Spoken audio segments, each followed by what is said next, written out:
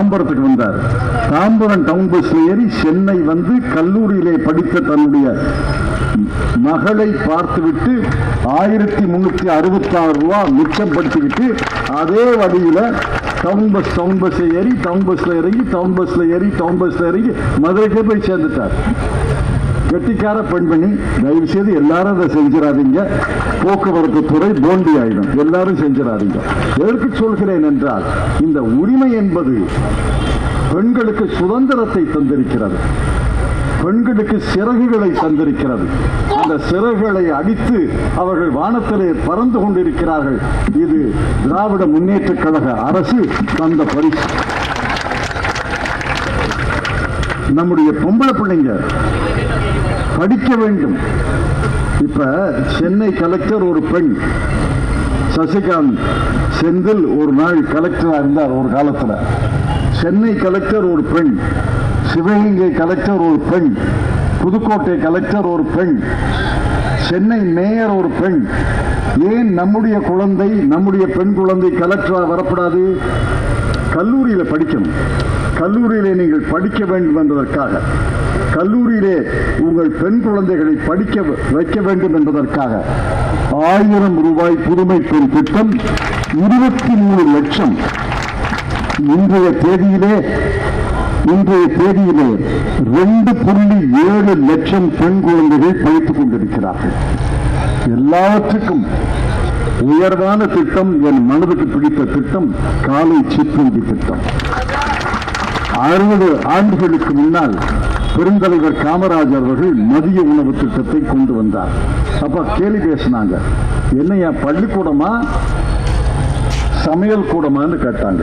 இல்லை இல்லை, பசித்த வயிற்றோடு ஒரு குழந்தை பள்ளிக்கூடத்துக்கு போனா பாடம் ஏறாது. அந்த பசித்த வயிற்றுக்கு உணவு போடணும். நான் எவ்வளவு செலவானாலும், என்ன சொன்னார் காமராஜ், பிச்சை எடுத்தாவது, வீடு வீடாக சென்று பிச்சை எடுத்தாவது நான் மதிய உணவு போடுறேன். அன்னைக்கு வறிய தமிழகம். பிச்சை எடுத்து நான் மதிய உணவு திட்டத்தை நடத்தியே தீர்வேன்னு சொன்னார்.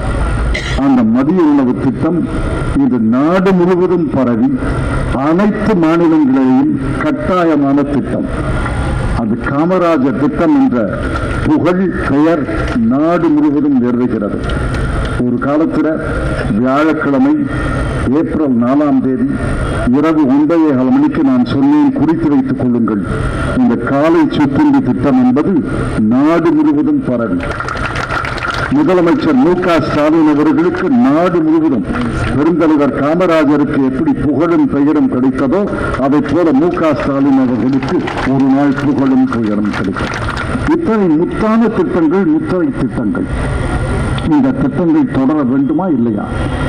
பாரதிய ஜனதா கட்சியில் ஒரு பாசிச அரசு, சர்வாதிகார அரசு இருக்க வேண்டுமா அல்லது அகற்ற வேண்டுமா? தமிழ்நாட்டிலே உள்ள நம்முடைய அரசு தொடர வேண்டுமா அல்லது மத்திய அரசு அவர்களை அச்சுறுத்தி ஒடுக்க வேண்டுமா? இந்த கேள்விதான். செந்தில் வெற்றி பெறுவது என்பது உங்கள் முகங்களை பார்க்கும் பொழுது, உங்கள் எண்ணிக்கையை பார்க்கும் பொழுது, உங்கள் திறனை பார்க்கும் பொழுது செந்தில் வெற்றி பெற்று விட்டார். அது பிரச்சனை அல்ல. செந்திலை தாண்டி ஒரு தத்துவம் இருக்கிறது, செந்திலை தாண்டி ஒரு நோக்கம் இருக்கிறது. அந்த நோக்கம் மத்தியிலே இருக்கக்கூடிய பாசிச அரசு, ஜனநாயக விரோத அரசு அகற்ற வேண்டுமா வேண்டாமா? தமிழ்நாட்டிலே மக்களால் தேர்ந்தெடுக்கப்பட்ட நல்ல அரசு, முத்தரையான திட்டங்களை நிறைவேற்றும் அரசு தொடர வேண்டுமா இல்லையா? மத்தியிலே ஒரு அரசு இருந்து மாநில அரசுகளை அச்சுறுத்தி அவர்களை ஒடுக்க அனுமதிக்க வேண்டுமா வேண்டாமா? இந்த கேள்விகளுக்கெல்லாம் நல்ல பதில் சொல்வதற்காக, ஜனநாயகத்தை காப்பாற்றுவதற்காக, ஜனநாயக விரோத அரசை அகற்றுவதற்காக, மக்களால் தேர்ந்தெடுக்கப்பட்ட நல்லரசுகள் தொடங்குவதற்காக கைச்சின்னத்திலே வாக்களியுங்கள். ஏப்ரல் 19ஆம் தேதி அன்று கைச்சின்னத்திலே வாக்களித்து இந்தியா கூட்டணிக்கு மிகப்பெரிய வெற்றியை தேடித்தாருங்கள் என்று உங்களை எல்லாம் அன்போடு கேட்டு நன்றி தெரிவித்து விடைபெற்றுக் கொள்கிறேன். வணக்கம்.